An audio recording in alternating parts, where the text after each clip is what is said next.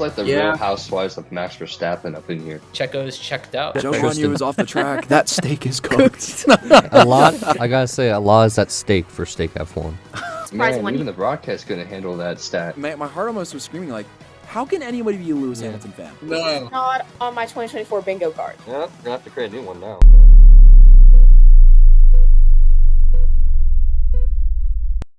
Hey guys, and welcome back to Lights Out Latest. My name is Marina. I'm here with Steven, Tristan, and Jason. And today we're going to talk about Azerbaijan, Baku. What a race. Yeah. What a last, 3 laps. That was crazy. But first and foremost, we already talked about this last week. We talked about it the week before, but I want to cover it because now it's official. Adrian Newey confirmed to be moving to Aston, €39.5 million contract per year. I think someone did the math and he makes $3,400 an hour. Yeah. Well, and he automatically gets paid more than about 90% of the field. Correct. He makes more than Lewis. Yeah, including the winningest driver in F1 history. Absolutely. Yeah, but he has double the amount of wins championship-wise than the winningest driver. Yeah, this is true. This is true. So I was fact-checked by myself last week, right before I posted our little clip. I was like, I want to see if it's actually 14 or if it's 12. It is 12. So for anybody that watched last week, I'm really sorry. It is 12. So he's almost double Lewis. It's warranted, but at the same time, it's mind-blowing. Yeah. Max makes 50, so Adrian makes 40. Makes sense to me. Well, I feel like that's I said fair. this briefly too, and I'm going to be very interesting to see just knowing how it works in the NFL. I feel like you're going to see driver contracts skyrocket. You're going to see these things double. Maybe. I just see them looking at engineers and being like, I'm sure they respect them, but I think that the cost cap disagree. will do that. I think that the cost cap will naturally allow. I think it's difficult because I think that there's a standard to spend 135 excluding driver contracts, and for teams that can't necessarily pull that off, I don't know that their driver contracts are going to go up at all. I think that driver contracts for teams like Mercedes, I'm sure Kimi Antonelli's base, his salary for the next couple of years is much more than George made his first couple of years at Williams. Yeah. I think that you're right to say, I think that the salaries for the next couple of years at those big teams, at Red Bull, at Ferrari, at Mercedes, at McLaren, are going to skyrocket. Well, I think they'll go up. I disagree as well. The balance is going to change. You don't think so? You think? No, because what I think is going to happen is we're going to have a lot of old-timers retiring. Lewis is going to retire. We're going to have a lot of these guys that have been around for a while, and the young guns are going to come in, and they're not going to get the salaries that Lewis Hamilton had because, first of all, they haven't proven themselves, and second of all, it's like a rookie driver. It's just like signing a rookie deal in the NFL or something like that. That's true. So the drivers are, first of all, in that regard, not going to be I think the average is going to be lower. And second of all, I think engineers and the technicians behind the car, that salary is going to increase. And the drivers are going to either A, stagnate, or B, they're going to go a little bit lower. Do you think that if we were to compare, maybe not the average, I would agree that I think the average will go down because no one's going to get paid $35 million their first year. Yeah. Do you think the average rookie salary is going to go up? Well, that's the thing I'll say, though. Because I know, when George came in, I think he was making $1 million a year. Logan made crazy. $800,000, I think, the first year. Yeah. Wow. And 1.2 this year. So they don't make much. Do you think that salary is going to go up? Because realistically, everyone's salary should go up around the world because cost of living is going up. Not to get all economical or political or whatever, but Bidenomics, baby. Bidenomics is not working. Let's be very clear. There's such a demand to get into F1 because there's so few seats. You look at the NFL, and sure, there's a ton of players, but there's so many spots on a roster plus a practice squad. Yeah. F1, there's 20 seats. There's drivers out there that pay for their seats. Even Perez brings so much money to the team. Yeah, He absolutely. basically, I don't even know if Red Bull pays him or if it's just his sponsors. Even Michael Schumacher was mostly paid by Shell and not by Ferrari. That's crazy. Well, F2, you pay to play. Yeah. So these teams have such a low incentive. Drivers aren't making decisions on who pays them more money. They're making decisions on who could win them races, or even if they have a seat at all. Mick Schumacher would drive for $0. Mick Schumacher would pay with his sponsors to get a seat in F1. So here's my question. So here's my question. Do you think the Audi seat could come down to who's willing to take the least money? It very well could. Because they're a brand new team in F1. If Gabriel Bortoleto comes over and says, I will bring this amount of money in terms of sponsorship deals from Brazil because it's not going to be a lot. There's definitely drivers I'll take a pay cut. that. There's definitely drivers. Even Bottas is probably thinking, like, how do I compete with the young talents? That's what I'm saying. Yeah, is these old guys are going to be like, it's going to be that. They're going to be wanting, or like, oh, these old guys want to have a little bit more. Yeah. It's funny because this happened in NASCAR where the newest wave of young drivers came in and they, like, were taking pay cuts and they were outperforming the old guys. And then Dale Jr. talked on this. He was like, old guys got to learn if they want to stay in this sport and they still believe they're competitive, they got to not be thinking their contracts need to go up when a young guy can come in for a quarter of what they're making and either beat them or, like, you know what I mean? So I think that's exactly what's going to happen. I think Audi will possibly think about, like, oh, whatever's the lowest contract, but also they need to think about their incentives. Like, we want to perform. Well, the other thing is, too, I think we do have to look at the fact that it is Audi anyway. I mean, they are loaded. I mean, they got Rallycross money. I don't know if they're looking about money. That's a good point. Yeah, that's true. Audi's going to have a lot of budget. So, I mean, I think it does come down to, you know, just how much money they're willing to put in those first couple of years. And it could work, you know, it could go to a place where they're like, okay, let's put a little money into it first, see how it goes.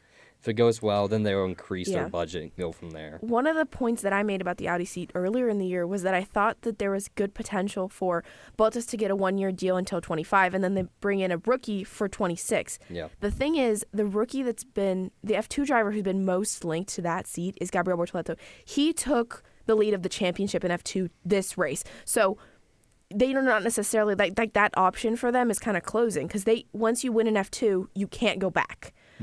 Which is something different that kind of F2, F3 do that other series don't necessarily do. Because once you win the championship there, you cannot go back.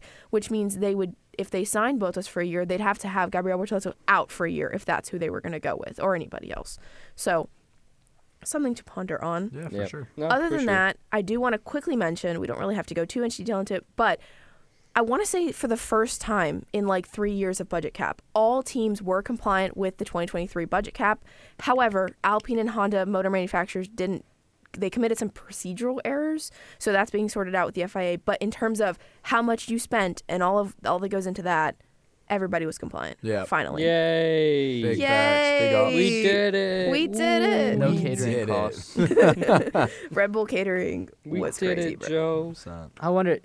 What kind of steaks are they serving? I mean, you know, they got the Wagyu. They had to downgrade from Wagyu to, like, flank steak. Like. The only thing, and I mentioned this, I think, when I sent this in our group chat. Oh, guys, everybody's compliant. I'm really confused as to how McLaren can bring so many upgrades.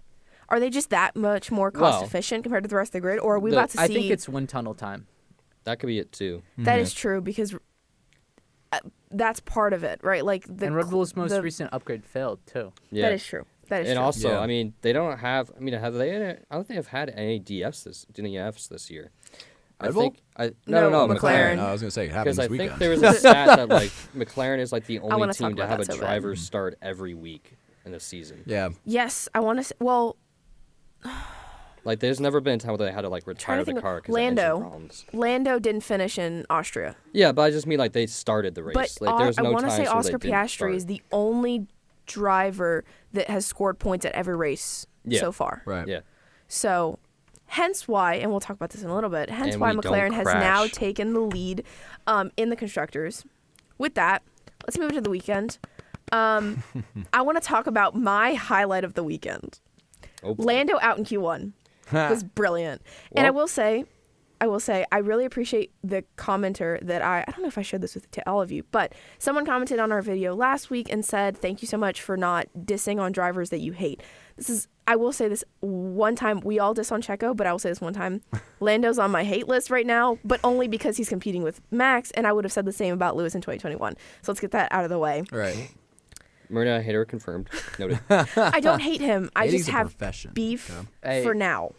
For now. Until the end of the championship. I've got to balance it out here. Yeah. Until he's not a threat to Max, all will be absolutely. Threat to my one and only. Oh my gosh. Double yellows really confused me. I still don't know who they were for. I don't know. Was it for Esteban Ocon? Because I feel like that doesn't track. It could literally have been a branch on track. Yeah. I think there was debris at one point. I do kind of remember that. I know that at the time they were just blaming it on the double yellows. Double yellow. Say that 10 times fast. Double yellow. I think right after qualifying, they were blaming it on the double yellows. We're putting any fault on Max. Pre-race, this was interesting. Pre-race, they came back and they said, we've analyzed all the footage. Lando made a mistake. Yes, there were double yellows, but he could have gone faster. He took his feet off the gas too soon and didn't put it on at the end. He could have completed the lap and maybe would have been through. Right. So they put it on him. They said that was a Lando mistake, which I thought was really interesting. That was also on F1 TV, so no British bias was involved. So maybe that was it. I don't know. I still don't understand what happened there. Yeah. I'm very confused. Literally. I will say he drove spectacular on Sunday to make up for it, so there was that. Beat Max. That's all I care about. I was particularly sad also that Ollie Behrman missed out on Q3. Thought that would have been really nice.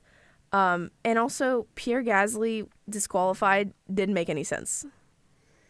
Do you understand that, Jason? I know you're like the tech guy. Wasn't it same thing as... oh my gosh, I'm forgetting. I so saw... what I understood was that his fuel consumption, like over a particular period of time, was too high. Yeah, it could be just a fact. That's how they measure fuel flows. They measure it, not how much fuel is in the car and leaves the car, but the flow of the fuel. Because that's allegedly how Ferrari allegedly cheated in 2019. Allegedly, they allegedly cheated. Allegedly. They never made that public. The input flow of the fuel to the motor. Yes. And you could, based that. off of how much flow was given to the motor, like you can regulate off of that. I guess it's just too much fuel going into the injectors at once. It's giving them too much power. They have a sensor, and Ferrari found their way around the sensor in 2019, which is why our engines got super fast. Allegedly. They won a few races. Allegedly. And then they came out with a clarification in a second sensor, and then Ferrari fell back the order, and we're really slow in 2020. Right. Allegedly. Allegedly.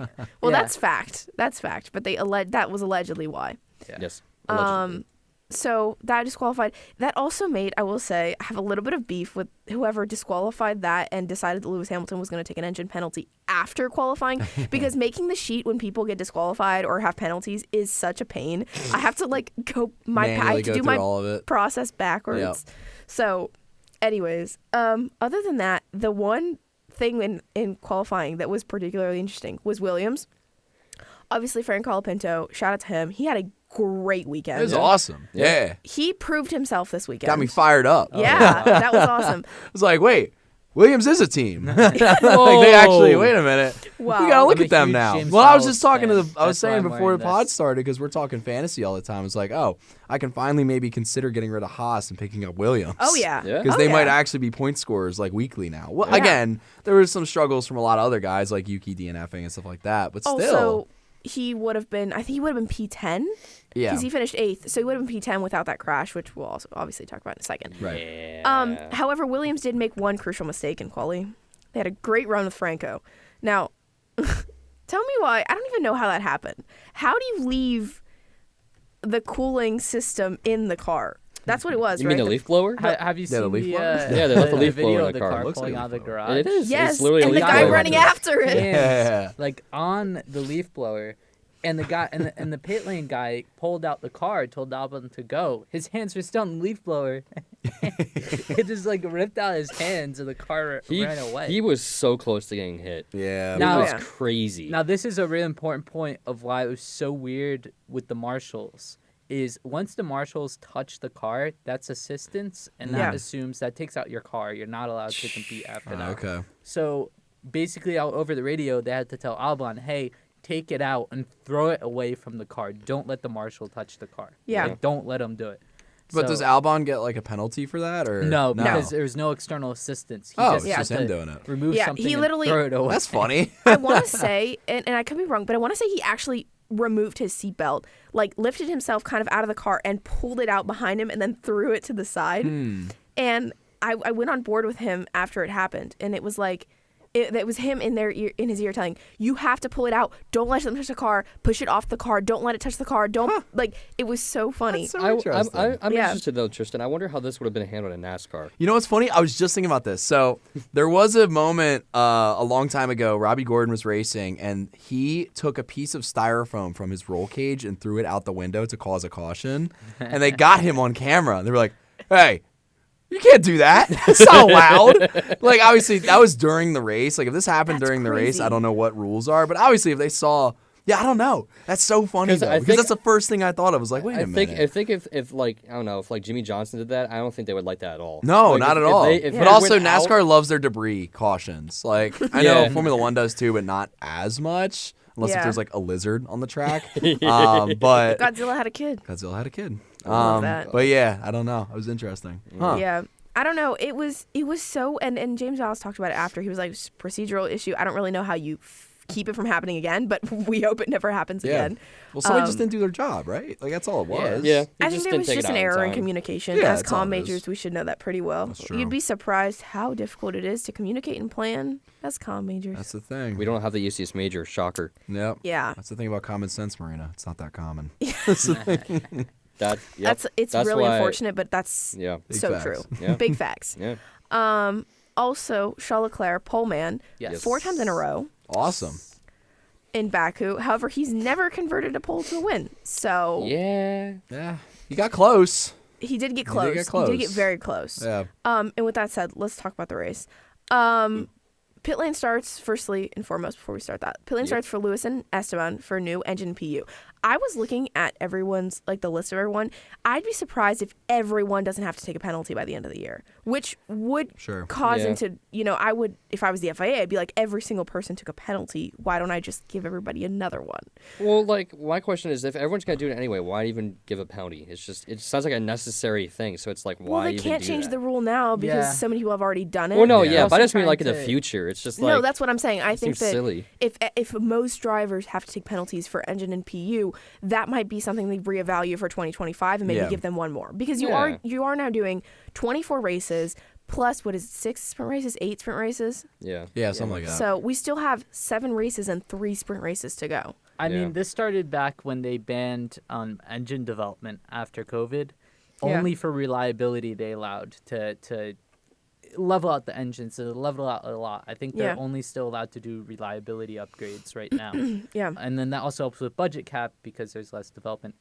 So obviously you're trying to incentivize reliability, and then now if you get the engines so reliable that you only need like 3 a year, that's great. That's less cost because you used to throw a new one in like every weekend. So a lot better. Yeah. Well, at least it's not like top fuel dragsters. We have to replace the engine every single run. Well, this is the right way to do it. IndyCar, they just started using hybrid engines. Yeah. It seemed like every single race, tons of people are getting unapproved engine change like penalties, which is ridiculous. I think for the start of the hybrid I'm going off track. Hybrid era in IndyCar, they should just not have engine penalties so teams can like develop and get used to the hybrid engines. Yeah. And now we're literally having championship level implications in the season finale today for IndyCar because drivers are getting engine penalties for a new engine formula that was introduced in the second half of the year, not even at the start of the year. Yeah, Right. absolutely. So F1 is doing a lot better than our North American counterpart, aka Logan Sargent is over there. He's at the finale today in IndyCar trying to give his resume to a few team bosses. I think he Is he actually there? Yes, he's Yeah, there. Oh my God. He's at the track. yeah. That's Hey, incredible. good for him. He's But I trying do to get a think- team test. I do think that he has a good chance. I think that he's not most certainly. without any skill. And there's a lot of drivers who are in IndyCar now that either come from F2 or just, or they didn't do so well. Marcus Ericsson. Marcus Ericsson. Roman Didn't do that Grosjean. well. Magnussen had a run. Yeah, absolutely. Who is it? Callum Ilott was. Can got we- Oh my pushed God, out. Callum. I Wasn't like the that. Freeze Him. in IndyCar too? Am I crazy? No. Formula E. No, Formula E. Oh, that's what. Well, he went to Formula E after F1. He went to F3, F2, Formula E, then came to F1, left F1 in shambles, and went to FE, Formula E again. Oh, okay. I will say, I would love to see Logan Sargent be teammates with Connor Daly. I want to see what his I think brother that'd be did. so Go to cool. NASCAR.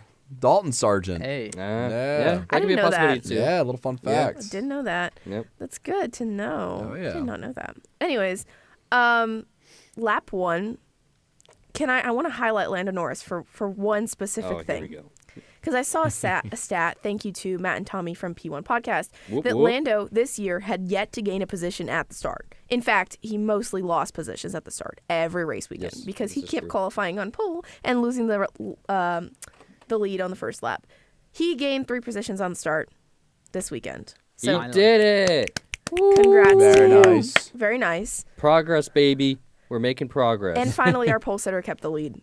Yep. Because it wasn't Lando Norris, it was Charles Leclerc. Absolutely. So. Chuckles. Not for Chuckles. only for so long though. Chuckles. Charlie. And I was actually really happy at the start because Max and Checo both made up positions, and I was like, "Oh my God, yay Red Bull, we have pace." No, we don't. Yeah. No. Not so fast. Silly Not so Marina. fast. Sorry, I'm Lyrically and kind of stuck figuratively. in that mentality from the last 3 years of dominance. But okay, laugh at me. Yeah. Haha, When funnies. your driver learns how to win, we can talk. F1. My driver Ferrari hasn't won learned to since win Not you. years ago. Not you. She's talking to me. I'm talking I to know. Steven. I know. Fair. She's Talking to me. Steven. We had a lot of. Yeah, I will say. A lot of banter I mean, this what? He weekend. started P17 and ended up 4th. He started P15 and ended 15. fourth. Okay. He also had the fastest car. Be for real. He More- was yeah. faster. Let's not talk about that. Like that's a bad thing. Oscar here. Piastri had a faster car than Charles Leclerc. Even Charles Leclerc said that. Yeah. No, it's true. So that's By- not by, just like, Ma- no that's margin. not Red Bull bias. No. not at all. Perez. beat As Max soon as Verstappen. Oscar Piastri got through Charles Leclerc, he took out 3 seconds in 2 laps. He was I mean, clearly faster. for a long time they were within like 5/10. Yeah. And Right, then but, like- and then when they got then later in the race, I mean McLaren has always had a better long run car. Yeah, well, the thing is, it was difficult for everyone to overtake. No, you had yeah. to be within 0.4 of a second going into that back straight to be able to overtake. Yeah. That was it. There was no, pretty much other than the first lap, there was pretty much no overtaking anywhere else but that like front. I guess it's front straight, right? The main straight. Yeah. Yeah. Yeah. Whatever So- you want to call Unless you're Perez, then you overtake in turn 2 and crash into it. Sainz. Perez is special. I want to know what you guys think about that.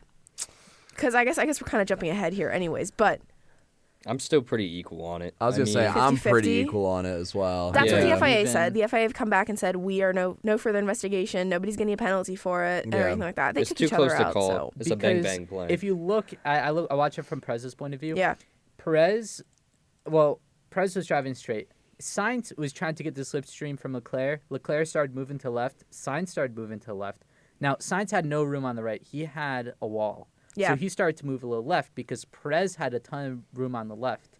Now, Perez, instead of moving left, Sainz started drifting towards him. Yep. And then Perez didn't move from his line either. Yeah. So it's like Sainz a little at fault for trying to follow Leclerc and running into Perez. So And Perez is a little at fault basically- because he could have avoided it by moving left a little bit. Yeah, Basically, absolutely. what Yeah. you're saying is Yeah, but it's still, Charles' he fault. had the line. Like there was a perfect yeah. Yeah, absolutely. I think honestly more Carlos than Sergio, but Racing I incident. would- It's I think like it's a I think it's a racing 50-50, incident.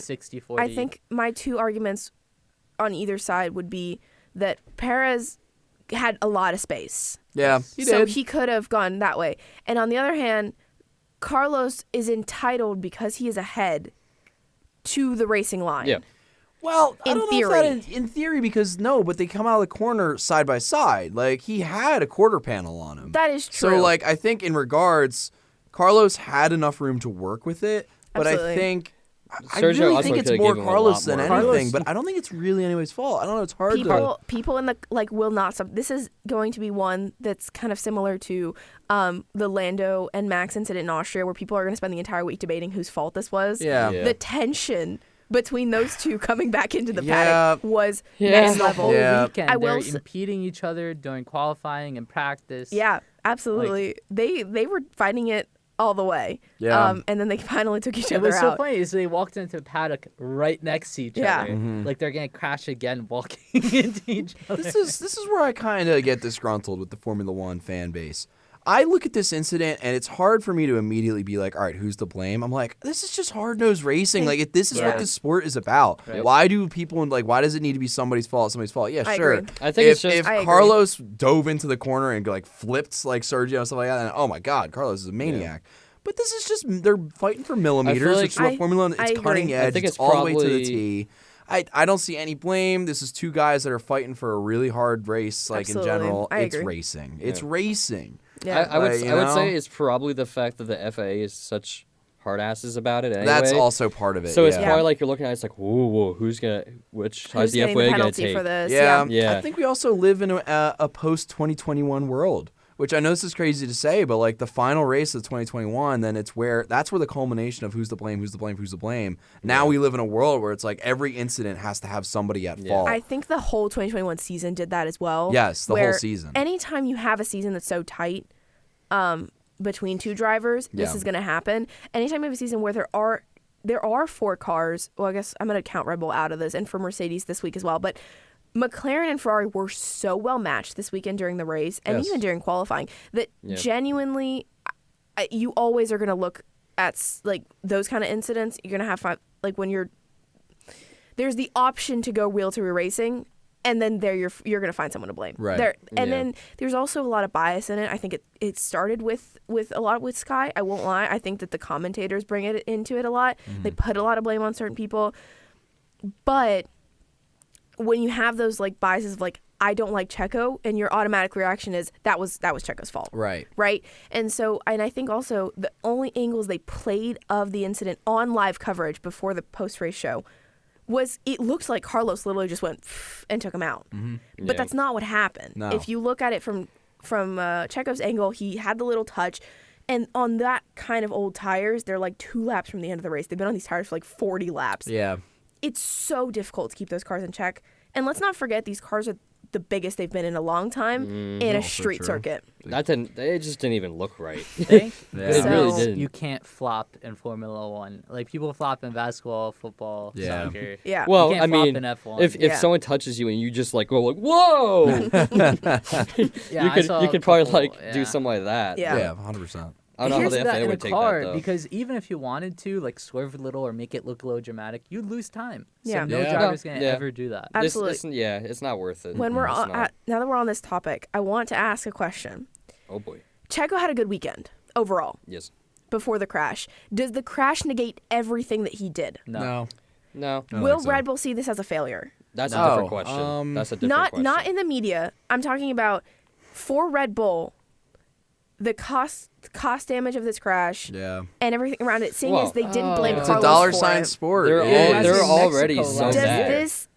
Could this be let's put it this way, could this be a nail in the coffin? It very well could be. I mean, I know Helmut Marko was saying that he's going to give an update, I think, after Singapore. So Can't wait for that. It's on the rap sheet, but it's not a judgment. Yeah. Okay. Well, because like the issue is like they're so low on money anyway, and their cars already not great. Man, so they're gonna at some be point they're eating gonna have to be Cheetos, like no catered buffets. Yeah. Holy crap! Something's What gonna have to give. Cheetos. Quote that. Jeez. What about on the other hand? Do you think that if with these continuous cost cap damages, do you think that if Max loses the championship, that media thing that we've been seeing a lot of Max supporting Checo, do you think it'll go away? No. Or do you think he'll blame it on Red Bull and not on Checo? This is going to be something where we're going to need like a 30 for 30 or like like after Max is retired. Well, be like, so Max, what do you really think about what's it called? When Checo you're not Perez. part of Red Perez. Bull, what's your take on Literally. this? Yeah. I think we all are. I'm eager to get the Max think- Verstappen documentary So- after he retires because it's going to be so much dirt. I 100%. can't wait for that, but I also can't wait for Lewis to retire because Same Will thing. Buxton has gotten apparently he has like kind of the rights to an exclusive with about Lewis and Nico and that battle. Yeah. And Nico said he'll talk about it when Lewis retires, apparently. It'd be cool to see the two of them in the I same want to room. see those two go through what talk about what Nico's so actually silly. happened. I will And to say. be fair, I don't even know if we're gonna have to wait till So Lewis ridiculous. retires because he's going to Ferrari. He's not part of the Mercedes team. He can Yeah. True. dump Future whatever Ferrari dirt driver. he wants. It's true. I will say, So- backing up to the first topic of the show today, Jeremy Clarkson did kind of loosely spill the Oh, yeah. beans that He Adrian sure Newey did. was house He shopping. did. He sure Now, did. if that was 100% definitively true, because Jeremy doesn't care, like he really has no alliances has or anything no- like that. He sponsors Alpine. Yeah, he does. He did, Yeah. yeah. So Yeah. it's like, I know it's going way back in time. But he's We were not. just He's like an hour be a ago, but still. supporter. Like, how can you support Alpine? Yeah. Anyways, Moving past that, I just wanted to mention that. Hey, it's I love all that. good.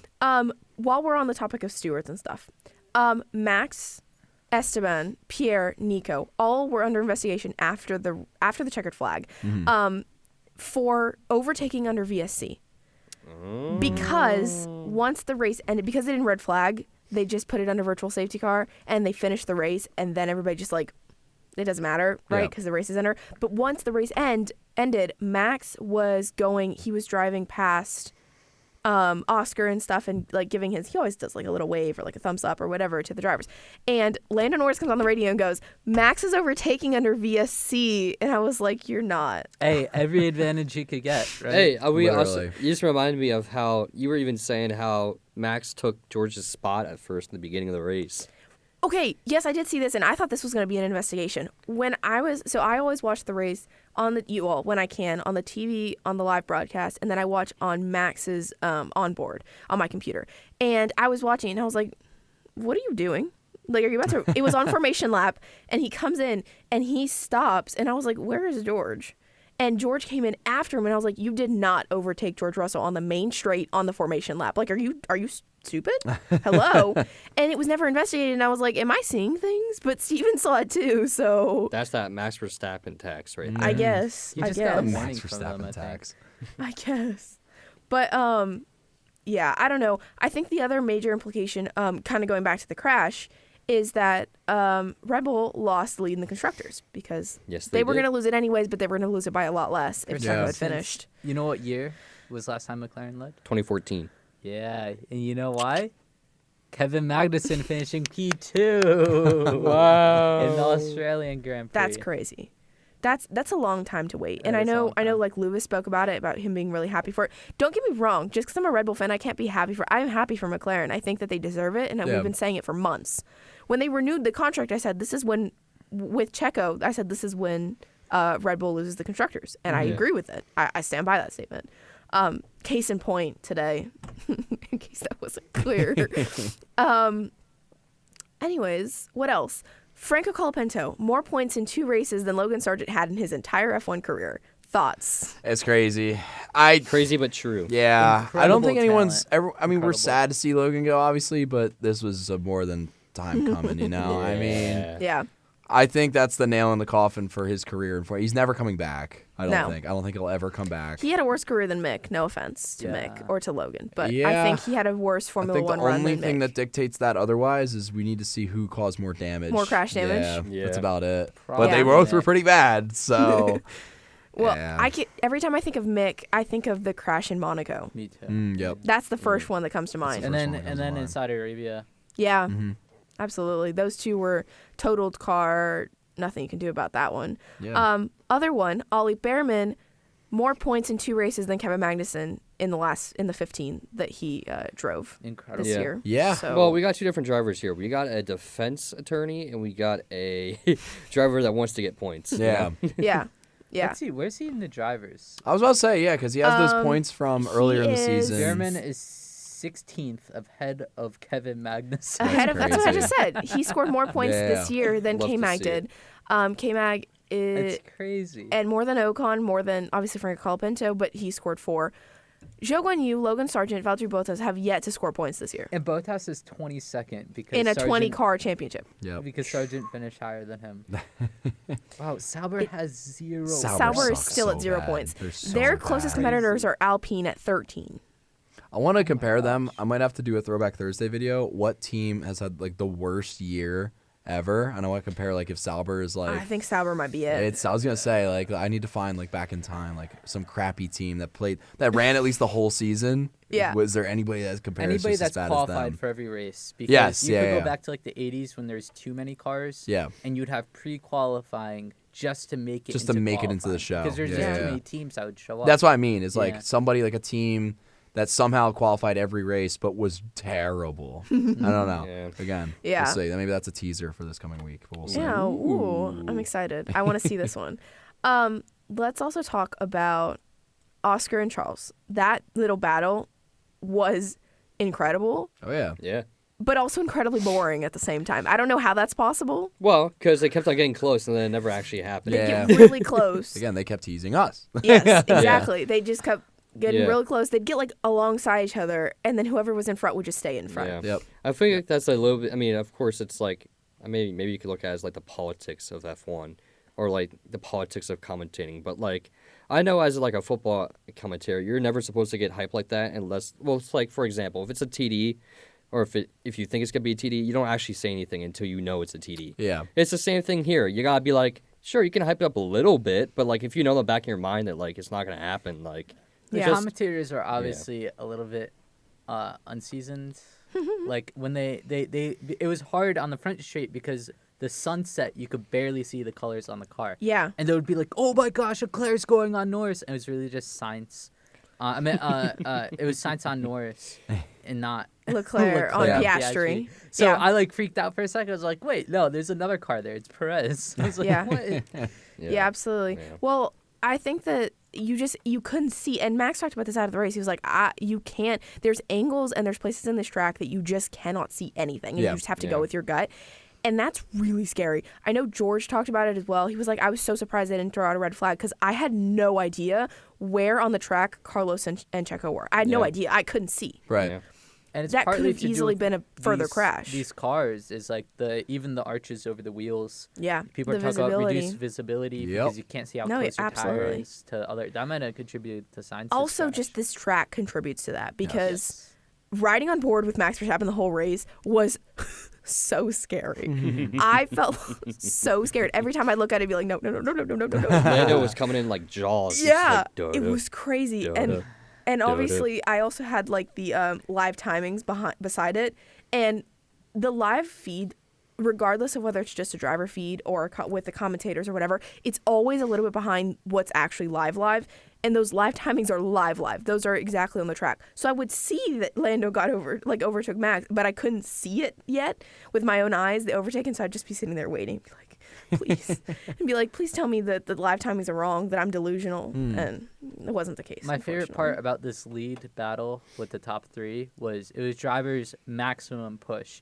There's so many races where like one driver gets the lead, and then they overtake somebody and they just conserve and cruise it home. Yeah, that was something that was all surprising. Maximum push and like the best shot was like the slow mo of Piastri and Leclerc drifting through the final corner. Because they had no grip left and they're still pushing 100%. It was insane. Did you guys see what Alex Albon said after the race? He was one of the drivers that started on hards, and he was shocked. He was asked about the strategy, and he was like, I was so shocked that not more people didn't go on it because last year in Baku, we had drivers go to the very last lap on hard tires. Yeah. And then just switch to softs and do that final lap just because you have to do two compounds. I don't remember who did it last year. It's way too long ago. Either Gasly or Ocon. Whoever almost ran into the pit lane. Ocon. Yes. You're so right. It was Ocon.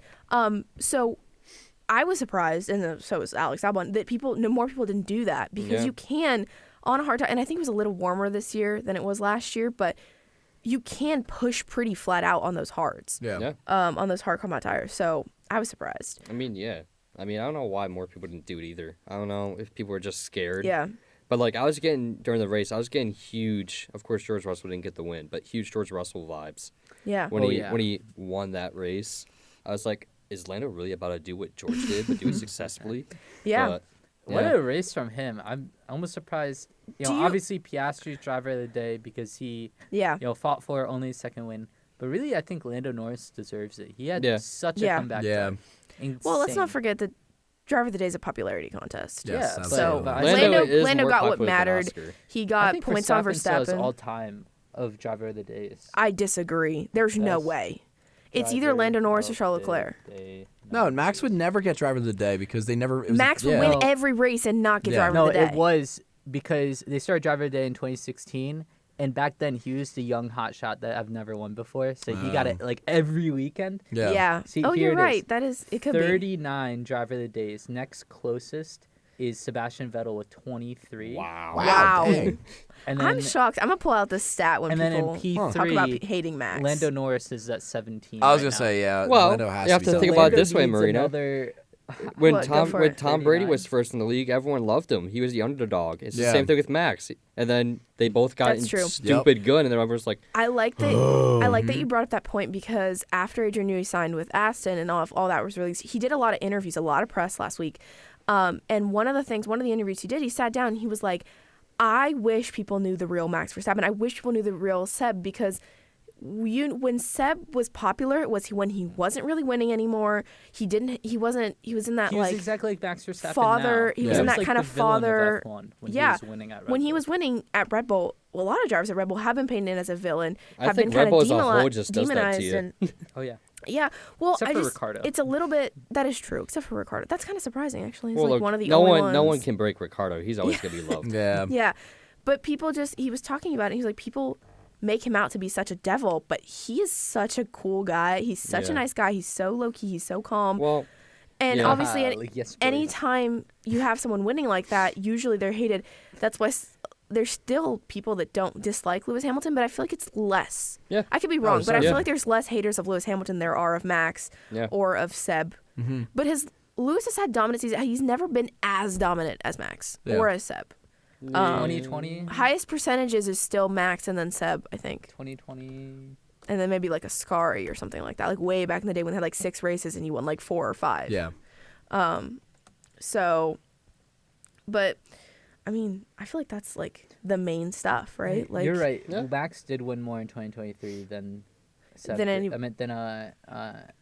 did in 2020. Yeah, well, percentage-wise, Max has that record. Yeah. I think it's like 89%, 90%, something like that. Yeah. It was crazy for Hamilton, but 2020 had a few weird races where Bottas won the first race. Verstappen snuck in there a couple times. Yeah. Perez got, 2020 was Can we weird. give a shout-out also to George Russell? Because he was set to He's finish. really good. He was set to finish 5th. He made it to the podium. He's always in the position, and this is where I do give props to him. I don't think that he's the caliber of driver that we see in Lewis Hamilton and Max Verstappen. He is. No. I don't think so. He is Piastri, Norris but he's level. always there to pick up the pieces. Well, he's always there to pick up the pieces. that's Every because he's so good. time there's a crash in front of him, he'll pick it up, and that's how he got his first win of this year, right? That was his first win this year? In Austria? He should have won in Belgium. So he should have, but he didn't. So Yep. it is what it is. It's what it is. But yeah, he's always there to pick up the pieces. I think he drove a great race. And another thing that I thought was really interesting, he actually was the one that commented on this. His gap to the leaders in the first stint was 15 seconds. Craig. He pitted, and his gap to the leaders at the end of the race was like 16 seconds, meaning he was on their pace for the rest of the race. He was so confused. He came to the commentators. He was like, I don't know, guys. The only difference in the car was the tires. I didn't do anything different. Right. So, he's just that good. He doesn't realize. Yeah. I don't know. But he was able to pick up pieces. So I think I will say He's if you the put DRS. like Max and George on the same team, that might be the most hated team in F1. maybe. Yeah. There's a lot of hate for Oscar Piastri that I don't think is No. warranted. No, it's a lot I of don't hate for hear Lando. There's a any lot of hate for There's Oscar. a lot more Norris hate. Yeah. I was gonna say, where's the Piastri Oscar hate coming Yeah. from? I see don't a know lot of who you're Oscar talking hate. about. That's only Really? be coming from Norris fans. Don't worry. Probably. Yeah. Well, that's probably because I'm on Max fans, so they don't like Norris. Oh, I guess they don't like okay. Oscar too. They just I don't don't like They just don't like McLaren. McLaren, They don't yeah. like I that don't know. Max isn't My ex is so unhinged. You don't understand. It's so unhinged. Oh my gosh. But with that said, quote of the day. Those two have been friends all weekend, and they just finished the job. Charles Leclerc. No, Karun Chandok. no. It is a race. It is a race driver, and it is from this weekend. Those two have been friends I all weekend. remember hearing this. I could have sworn it was It's Charles. not Oscar, right? Yep. Oh, Oscar yeah. Piastri. They were watching the footage of the Just looked it crash, up, and he yeah. goes, "Those two have been friendly all weekend, and they just finished the job." Yep. Because like Jason mentioned, they impeded each other a couple of times and had some incidents throughout the weekend. So there's that. Just an incident. Just an This was a incident. racing incident. Predictions. They definitely speak Spanish to each other. Predictions. Shout out to predictions, by the way. We have not gotten a single one right. For what is I it, am a year impressed. now? So I want to shout this out. 50. Shout out to us. Wednesday, hard being wrong. Wednesday, which I think is like the 18th, Yeah. is our podcast anniversary for 1 year of Lights Out Latest. W. And in that W's only, whole W's in 1 the year, like Tristan said, we have yet to get a prediction fully right. So So let's try here. Let's try. All right. for our So, anniversary, someone give us a As per good one. tradition, I suppose I will go first. Go for it. I'm gonna see an Oscar back to back. I'm going Oscar Ooh. P1. I kind of actually see the P1 2 to actually stay the same. I think Charles is on a really good streak right now. I think Ferrari has somehow found some speed. I'm gonna go Charles P2, and I have Lando getting back on the podium P3. Nice. I am going in alphabetical order, so I'm going George, Oscar, Lando. Ooh, You would pick interesting. George. Interesting. You would pick George. That's kind of shocking. That's a shocking one for It's me. only because it's alphabetical order, A, B, C, D, F, G. Oh my Boom. H, I, J, We gotta start pulling out new L, M, N, stops O. to predict this Wait, correct. no, L, M, N, O. Oh, I messed that up. So it's George. it's gonna be George, Lando, Oscar. There you Okay. go. Okay. All right. Okay. George, Lando, Oscar. Steven. I'm going Lando win. I'm going Lando win. I think he's gonna recover from the qualifying thing that he had this Okay. week. Lando won. Oscar 2, George 3. So I'm like shooketh that no one has. Well, Tristan, you didn't do Ferrari win, did you? No. No one is saying Ferrari when Ferrari. This is the only race they won last year. Yeah. So you're saying is Ferrari 1. I have Ferrari Carlos 2. Sainz is great at this race, and let's not forget that George Russell crashed out on the last lap of this race This is last also year. true. Yeah. So there's no way I'm touching that one with a 10-foot pole. He is not going to be on the podium, George in my is great. opinion. He'll learn. Yeah, I think if anything, he want revenge. You know. So I'm going to go. This is so difficult. Just say Ferrari. It's so hard. So I don't have to- No, I just don't know which Ferrari. I'm going to go Charles Leclerc, then Oscar Piastri, and then Lando Norris. And if Max Verstappen doesn't finish 4th, I am going to cry myself to sleep because I can't see this championship battle go any further I was down. gonna say, not a single one of us has Max on the podium. So. But you can't anymore. The Red Bull is just that bad. Now, Yep. what I will say is they have upgrades scheduled for Coda, which is in not this race, but the next one. Yeah. So fingers crossed we can at least hold. Here's my whole thing on that is I think it would be really, really strange to have Max win in Abu Dhabi without having won a single race in the second half of the season. Right. I don't think he's going to win another race. I don't think so either. Yeah. But here's my thing, and this is what my shout out to my, I don't know, we call them all uncles, my dad's friend, whatever. In Brazil, we call them all uncles. Anyways, he said, well, Max is going to win this championship because Lando Norris is still learning how to win, and he is not capable of finishing out this season without making another mistake as he did this weekend. Yeah. Well, I would agree with. You got the Right. one out of the way. He'll be good rest of the way. Don't worry about it. one Max DNF. Is all it takes. Yep. And that's true. why it's so important. And we talk about this a lot, but and we talk about mostly with Checo. The further towards the midfield you get, the further the risk of damage. Yeah. Especially at the start. You have more cars to contend with, and Max is a good starter, but the Red Bull hasn't always, that's not one of their strong what suits. happened? Singapore 2017. Max got sandwiched by the two Ferraris, and Yeah. they're And basically all Singapore out was on their the first worst lap. race of 2023. So let's not forget that either. So he's gonna be that's what racing makes me Alpines, nervous. Which is why I need the Ferraris to win. Yes. Because at least I saw a tweet. I'm going to shout out. I don't know the thing, but if this was you and you somehow see this, thank you so much. It made my day. Max Verstappen or Red Bull and Ferrari's strategy for the end of the year, Charles Leclerc, inshallah. So inshallah, for those who don't know Arabic, because anyways, is like God willing. So Max Verstappen and Charles Leclerc's strategy for the rest of the year is Charles Leclerc, God willing. Although, if Charles keeps winning, he's going to overtake Lando in the championship, and then it will be Max's problem. But for now, True. hopefully Charles Leclerc wins, less points to Lando Norris, more points to Max Verstappen. That's if he can get in the top 5. Big facts. It's so weird. You saying that is crazy considering the time of season he had the last 2 years, and arguably 2021 as well was it wasn't a dominant season, but it was a very good season. Well, for his Max risk Verstappen, doesn't even so. just become the position-wise. It's now he has to deal with people around him. Like, Yeah. You know what I mean? I mean, Absolutely. no longer is the race fully in his control. His race could be ended by some missile that comes out of nowhere, like a red shell. Yep. Like a you Lance know? Stroll. Yeah, literally. A Stroll could, for some reason, have top 5 Did speed you and be hear like, his oh, quote during here I go. qualifying? He's like, "This car is not a car right now." Yeah. Yeah. That's Well, so funny. missile. It's crazy when you think about it, how much, like, I guess you could say Lando and Max have switched spots right now. Yeah. It's like Lando's sitting there, like, looking at Max is like, now you have to deal with what I deal with. And now Max is like, oh, now you get the fun time. Yeah. Yeah, but Lando's fun time is different because he has several competitors. Yeah. Max was able Yeah. to just beat Perez. Yeah. Can and pull far ahead. Can we of also everybody. talk about the fact that they rode to Baku together and they're going back together because Max's jet has somehow become the F1 carpool. And so How did he everybody try goes to back. Express. He's like Venmo me the Venmo me $300. the $3,000 something dollars. It's probably not. It's probably a lot more than that. Oh, but that's for just sure. the number they came. You know, jet fuel these days. He like all the drivers get their Venmo like $1,000. Oh, Lando, it's Well, $3,000 for you. Alex Lando's like, what do you Lando mean? And Max tax. is like, you know, the prices, you know what it is. Inflation. Inflation is what it is. Bidenomics is not Yeah. working. Can we? Another Alex Albon actually talked about this on a podcast. He was like, the reality of the F1 group chat, I don't know if it was Alex or Carlos, the reality of the F1 group chat is it's a lot of people like orchestrating how they're going to get places.